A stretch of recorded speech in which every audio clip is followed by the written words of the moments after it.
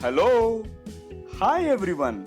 Welcome to Guiding Voice podcast series. The Guiding Voice for a Better Future. This podcast is to help students and young professionals to shape their careers. Thank you for tuning in. This is Naveen and I'm with my co-host Sudhakar. Dear listeners, in this episode we want to cover one of the most crucial topics which is highly relevant to the current world, and that is career management in the post-pandemic world. And we are pleased to welcome Harsh to our show today to have a conversation around the same.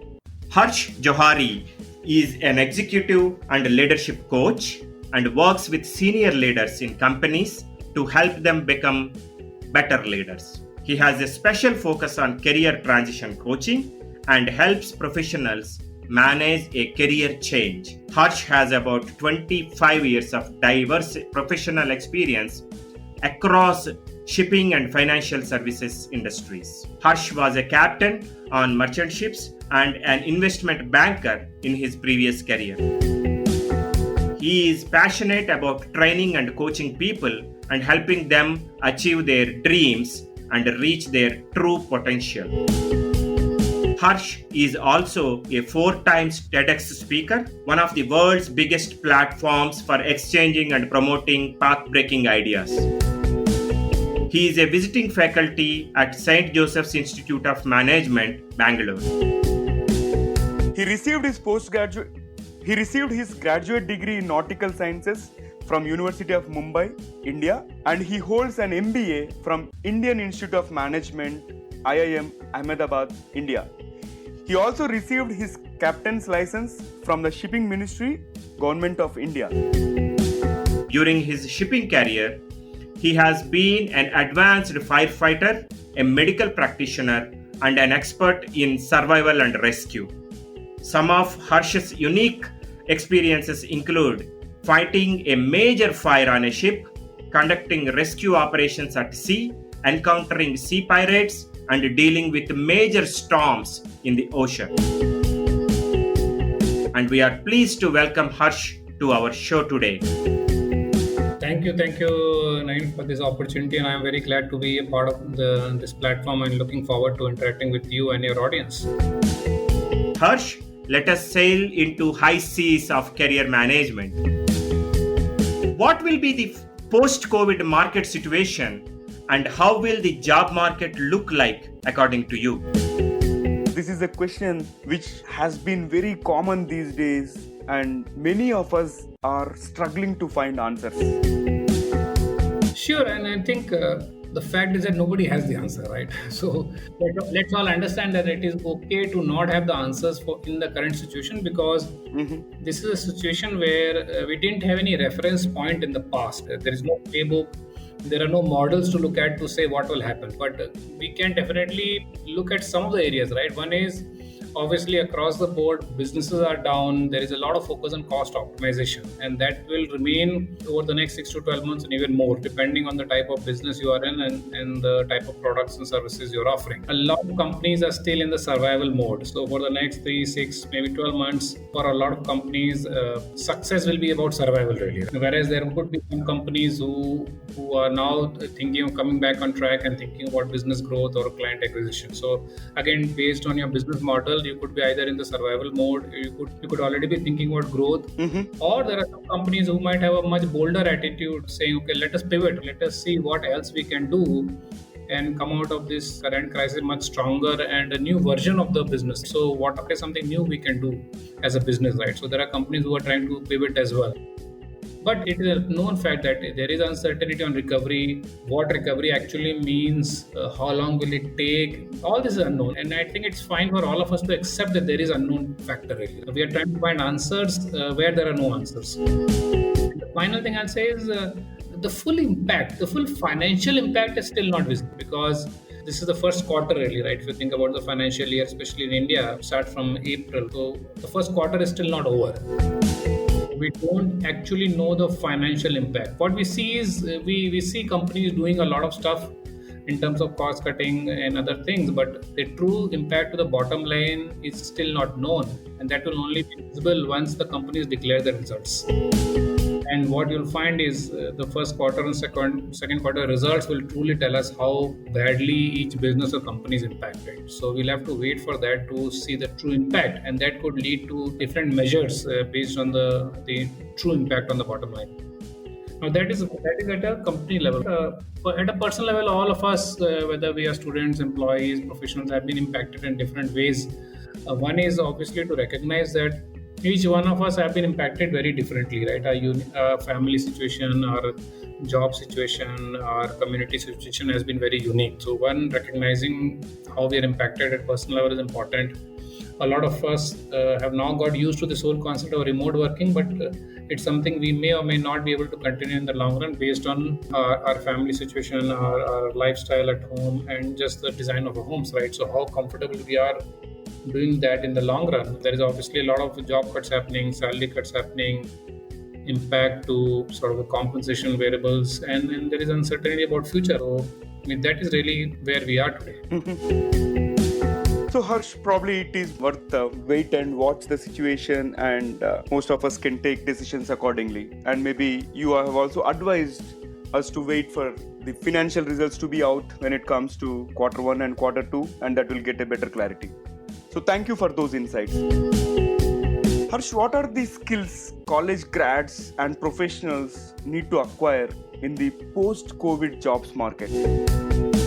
I'll talk at two things, two levels actually, right? One is more than skills, what is the mindset you need to adopt? Because sort of skills have to be based on relevancy, right? So what is happening today is a lot of people are doing a lot of training courses and attending so many programs in the hope that that will lead them to a better job. A lot of courses are now available free, so there is a whole mad rush of doing all these training programs and courses. So, but what people are not realizing is that if you are doing things which are not relevant to the type of role you are looking for, or not relevant to something which will add to your profile for a better job opportunity, then it is not really worth it. It is okay to learn something new, but if you are specifically looking for jobs or better opportunities, then you have to look at things which are relevant. So, and relevancy means you have to do a lot of research saying what are your current level of competencies and skills, and what is the type of role or job you're looking for, and that can tell you what should you really go and do, right? There is no general skill set that if you do this and you'll get a better job. There is obviously certain industries which are more technology based, digital, so to say, like edutech or telemedicine, or some of the sectors will obviously grow because of this current crisis, but there is no one skill set you can acquire and say, okay, I've done this and hence I have a better job opportunity. It all goes back to what sort of roles you are looking for and what could be the relevant skill there, right? So first advice is not go into the rush of doing random trainings. Do some research around what sort of roles and jobs you're looking for, and see what sort of competencies or skills are required, what do you have, and where is the gap, and then go ahead and do that. Having a long list of certifications or training programs on your resume will not necessarily help you get a better job. It has to be relevant to that specific role or the job opportunity. So that's one thing I would say. The second thing I'll say is more than skill, think about your mindset. And mindset is a couple of things. One is, are you looking at this whole crisis as a threat or an opportunity? When I say opportunity, means opportunity to rethink, reimagine yourself as an individual, as a professional, saying what else can I do? Or whatever I've done so far, is there something different I can do from now onwards? And what sort of new opportunities I can create for myself. So that is one mindset, whether you see this as a threat or opportunity. And the same mindset it goes, you want to perish, you want to just wait for things to happen, or you want to pivot. And the final is again on similar lines, right? Are you still in a fixed mindset, or you want to get into a growth mindset? So are you still thinking about survival, or you are thinking about growth, right? And what this simply means is that, are you still in a mode where you feel that I can only do this and not something else, or I've only done this for years and years, hence I'm only good at that? Or you're thinking about growth, saying, no, I might have done a lot of things, but what else can I do out there, right? Is there something new I can create? Is there something new I can do at my work to be positioned differently, right? Are there new opportunities I can explore? And maybe I've not done that before, but it's something I can look now because the opportunity is there, right? So if you think of all this as opportunity and not a threat, that's a big mindset shift you can create, and that itself can open so many new doors for you. So, and the other thing is, see, a lot of times we are asking for advice. We are asking people, what should I do? A lot of professionals are, a lot of students are, tell me what to do. But I would say go back and ask the same question to yourself. Ask yourself, what can I do? Right? Whether it is my job, whether it is any other personal situation, instead of waiting for advice from people or waiting for your company to tell you what to do, think about it. What can I do? And whenever you ask this question, this is a question of ownership. You take ownership in your own hands, saying, what can I do? How can I help my organization? How can I build my career? How can I add value to whatever I'm doing, right? So instead of waiting for somebody to come and tell you or waiting for somebody to give you those answers, you can start questioning yourself, saying, what else can I do today? And the final thing I say is a lot of us are in this whole worry, anxiety, and fear mode, saying what will happen, and we don't know when this crisis will end. I don't know whether I'll have my job or not. And so a lot of these factors are not under your control. These are all external factors where no one has any control at all. As I said in the beginning, we can't predict things. This is a very, very unique situation. Nobody knows what will happen, right? So you have a choice to keep on worrying and being anxious about your future, or you have a choice to say, okay, what can I focus on today, which is under my control? And that's again a big mindset shift, because a lot of us always focus on what is not under our control. But the simple fact that if you shift your focus to things which are under your control, you can achieve a lot. I think that makes sense, Harsh. You have shared a very valid and really spoken topic about question yourself before asking or reaching out to advice. Many a times people overlook that and they try to get help from outside rather than thinking inside out approach. True. And also you brought in another valid insight in terms of attending the trainings. Now that everybody is available at home and there are a lot of trainings available, and just that because it is offered for free, just don't hop onto that training without really giving it a thought in terms of how to, whether it is going to add value to me or not. So thanks for the wonderful insights, Harsh. Harsh, with COVID-19, is it a bad idea to change jobs right now? What's your opinion on that?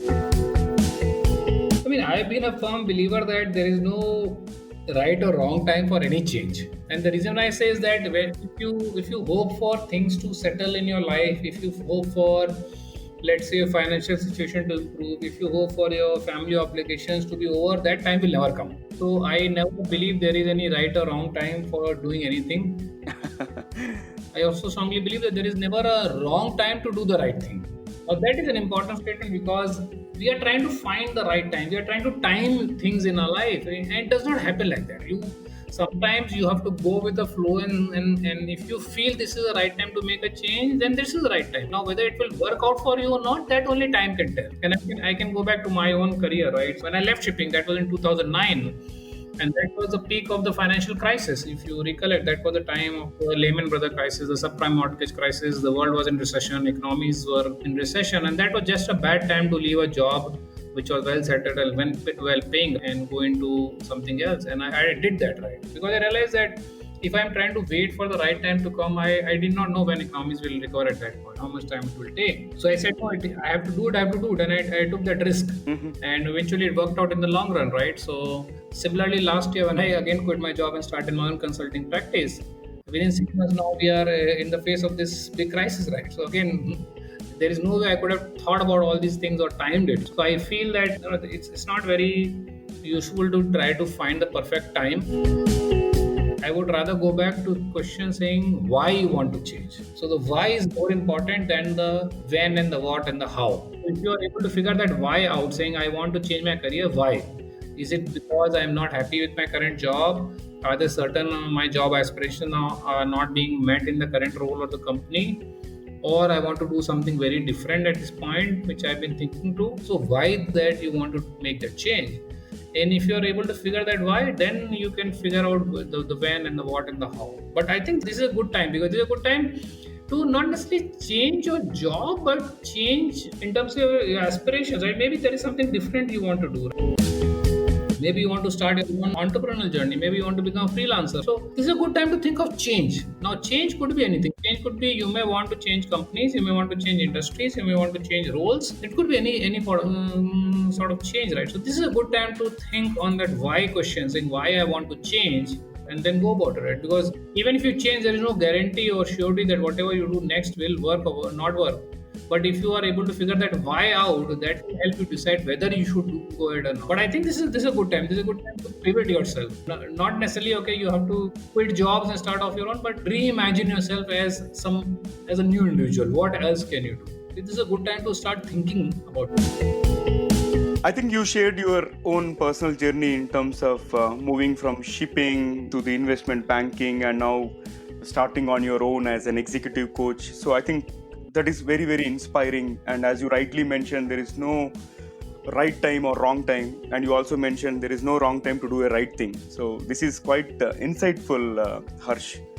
Wonderful thoughts. Thank you.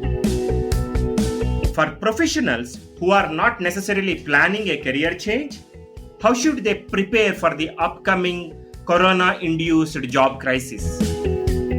As I said, first thing, right? Don't think of this as a crisis, right? There is a crisis, obviously, but how can you think of this as an opportunity for you?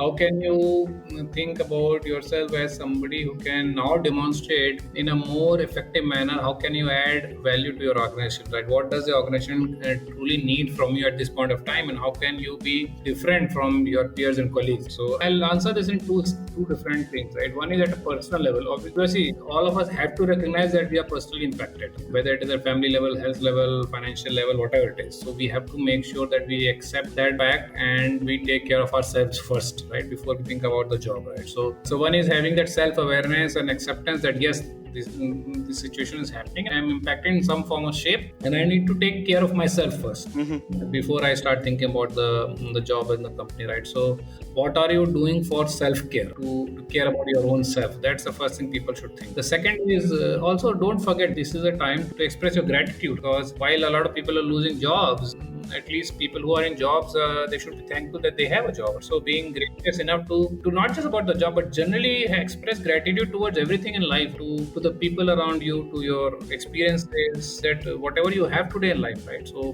be grateful about that. Also be very open and about being vulnerable. And we hear this term a lot, but the idea is that if you need help, don't feel shy of asking for help, because again, what you'll find is we sometimes feel that if we ask for help, then we end up being seen as somebody who's weak, but that's not the point. When you ask for help, you are actually showing that you're ultimately human. And when you ask for help, there'll be so many people who will come forward to help you, right? And it will also encourage so many people to ask for help. So make sure, if at all you need any form of help, be open about it. Go ahead and ask. And the last thing at a personal level I'll say is have optimism and have a positive attitude. It's very easy to see the negative side of things in this current crisis. So much of gloom and doom happening, and people just talking about job cuts and so many negative news happening. So it's very easy to get into that negative zone and create negative energy around you. But how can you remain positive? More than positive, how can you be optimistic? Saying, yes, while all this is happening, but I can create a better future. So how can you see the brighter side of things? So that's around the personal side of it. Being self-aware, accept, self-care, gratitude, asking for help, being positive. So that's how you take care of yourself at a personal level. When you move at a professional level, I think I'll suggest a few things which you can do in your current job or role. One is, as I said, all the companies are currently focusing on cost optimization. Whichever company, whichever location, whichever role you are in, think about how can you help your company in optimizing cost. How can you start hunting for initiatives or ideas which can help the company save some cost. Right? It does not matter that it's small or big, does not matter. Anything today is going to help the company. So what are some of the initiatives you can run or ideas you can pitch which can help save money for the company? So that's one thing. Think about upskilling yourself in your current role. And when I say upskilling, and we touched about training earlier, in this case, again, it has to go back to relevancy. Think about, okay, maybe your company has certain open roles today, right, which they are not able to fill from outside because they're not hiring. Are there certain things you can learn so that you can fill that gap today? So, for example, let's say your company is looking for a project manager, but they don't want to hire from outside.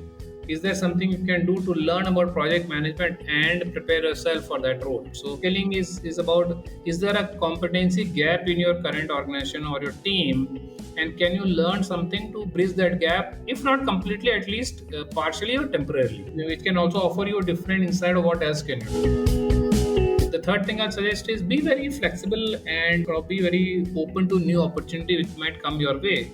Because again, as company tries to scramble resources, they may ask you to take on additional responsibilities. They may ask you to pitch into certain roles which you have not done before, right? The moment something like this comes, be very open about exploring that, and you can even raise your hand saying, I want to take on more at this point. So that's how you sometimes can differentiate yourself, saying I'm ready to take on more responsibilities. And more does not mean I'm ready to do more work. I'm not talking about the quantum of work. It's more about, are there certain places or roles where the organization needs, and I can go ahead and pitch because I have had those experiences before, I have those skill sets, or I'm open to learning something, right? Maybe you have been into operations, and there's an opening in customer service and you want to go ahead and look into it. So be very flexible and agile around those sort of new opportunities.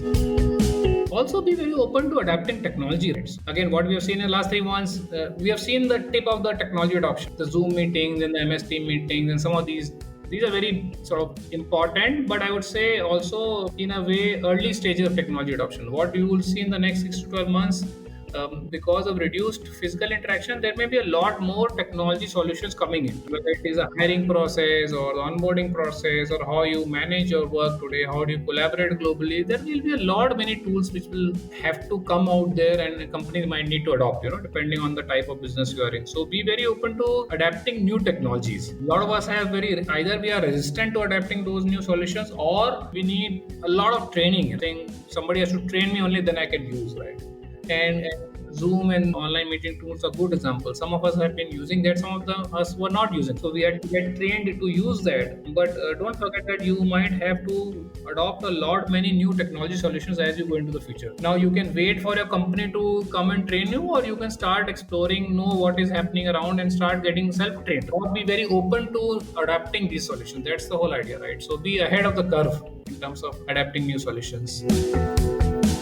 And the last couple of things I'll say is be productive, right? So this is also a time where, especially because of remote working, there is lack of trust, right? To some extent, because managers can't see you whether you're working or not. So sometimes managers have this fear that, are my team members working at home or not? And that creates some sort of mistrust. So, and one way you can deal with it is you be more productive. You deliver on whatever goals or targets have been set for daily, weekly, monthly, whatever it is, so that you don't create that misconception that I'm not being productive. And the final thing is, try to do things which can help you gain and build trust at the same time. I always say that trust is a two-way street. As an employee, you feel that my manager is not trusting me, and they are trying to micromanage me, but you also as an employee have to create trust. You have to gain that trust through your actions, through your behaviors, through delivering results, through the outcomes, and through the way you are being accountable. So build and gain trust among your teams. So I think those are things I would say you should do at your workplace to prepare for a better future. Yeah, Harsh, these are all very, very valuable tips. Like being grateful to all that we are blessed with and seek help, because normally I also came across an article which says in case if we seek help from others will also feel happy because they have helped you. And you also touched upon being flexible and also offer your helping hand to the organization and upskilling and learning something new, so that will address the competency gap, if any. And also you advised about being creative and coming up with some cost optimization solutions to the company. And last but not the least, build and gain trust. I think these are all very, very valuable tips, and I'm sure our listeners would get benefit out of it. So Harsh, any final piece of advice to our listeners that you want to share now? I'll say, see, look, we worry a lot about our career, right? So worrying will not help you build your career. Key thing to realize is, one is your career is your responsibility. It is not your manager's responsibility. A lot of times we just assume that my manager should manage my career, and that is a myth. I strongly believe that your career is your responsibility, and you have to actively manage your career.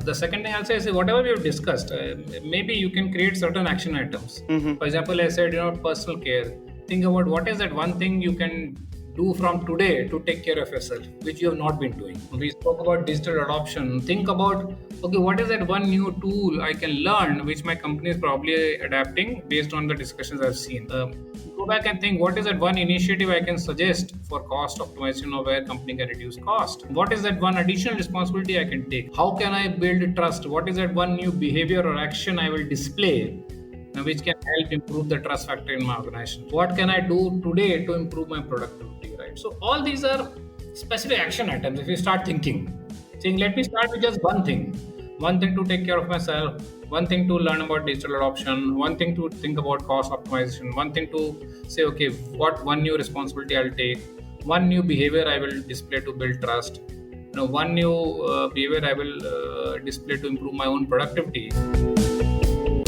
So if you start thinking those lines and start creating an action item for yourself, right? So if you we discuss for these 5-6 points, these can actually lead to 5-6 specific action items for yourself. Then you plan to start working on that. You have a thought process, you have an action item, you put some timelines and start working on it. Start doing things, right? So that's how you get into that action mode. Instead of just worrying about what will happen and let me attend endless webinars to figure out something as an answer, start finding the answer on your own. Start doing stuff which can help you move ahead in life, really, right?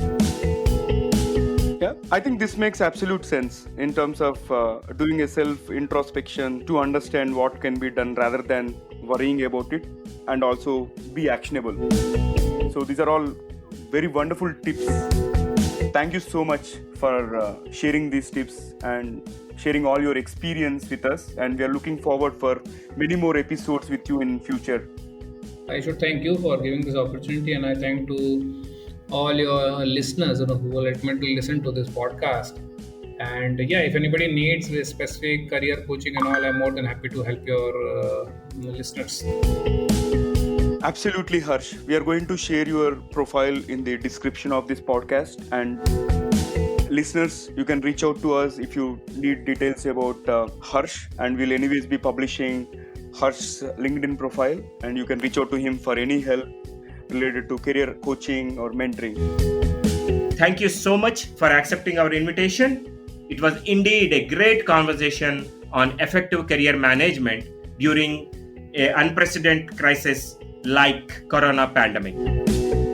So thank you, Harsh, and I appreciate your time. Dear listeners, to know more about our speakers and the content, visit or follow us on social media. We are everywhere: Facebook, LinkedIn, Instagram, Pinterest. Or feel free to email us and we'll be happy to share further details with you. Alright, so it brings us to the trivia segment of this episode. And today's trivia is about job stress. Since we had a lively conversation with Harsh on career management during a crisis like Corona pandemic, we wanted to take a look back at the history to understand what were the most stressful jobs during the 2009 recession. In 2009, the most stressful jobs were a surgeon, commercial airline pilot, photojournalist, advertising account executive, and real estate agent. On the other hand, the least stressful jobs were actuary, dietitian, astronomer, systems analyst, and software engineer. Interesting, isn't it? Thank you for listening. Have a wonderful day.